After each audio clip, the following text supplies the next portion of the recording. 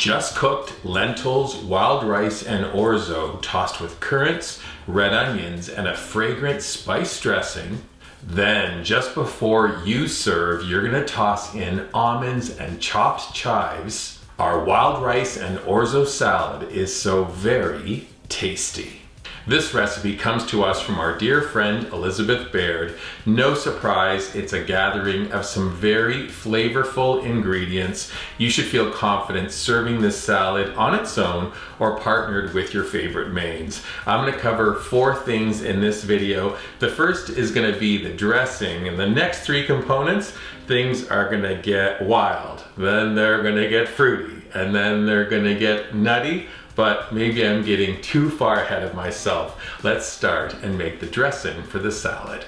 Into a medium-sized bowl, we're adding a 1/4 cup of white wine vinegar, a teaspoon of ground cumin, a teaspoon of Dijon mustard, half a teaspoon each granulated sugar, kosher salt, and ground coriander.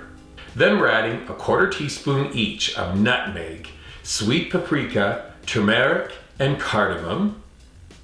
And then Elizabeth's calling for a pinch of cinnamon, cloves, and cayenne. Bring those ingredients together, and then we're gonna whisk in a 1/3 cup of canola oil.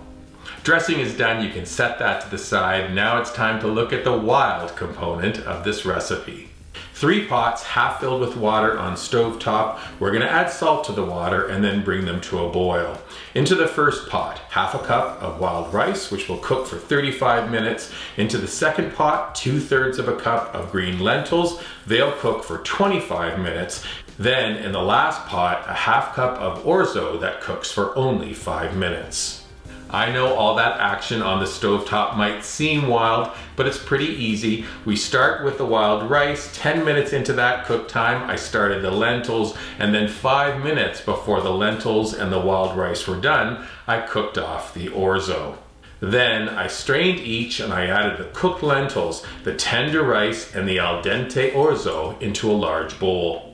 In the notes from Elizabeth, she apologizes that we have to wash 3 pots. But I say, don't worry about it, Elizabeth. The end result is so worth the effort. Next up for this salad, things get fruity.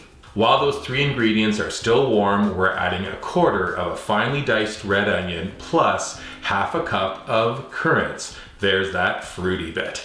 Whisk and then add the dressing and toss lightly to combine. Next we cover and place the salad in the fridge to chill for at least 4 hours. If you're like me, that 4 hours of chill time couldn't end soon enough, but there's still one more step. Things are gonna get nutty. Right before you serve, give the salad a quick toss and then add 1/3 cup of slivered almonds and freshly chopped chives. Toss lightly and enjoy. As I mentioned off the top, you can enjoy this salad on its own or serve with a favorite main. The recipe is up at weekendatthecottage.com. A reminder to please subscribe to this YouTube channel, drop us comments, give us a thumbs up, and then finally take a photograph of the salad when you make it. Post it using hashtag weekendatthecottage on your favorite socials. Wild rice and orzo salad. It is wild, it is fruity, it is nutty, it is so tasty. Enjoy. Beautiful, love it.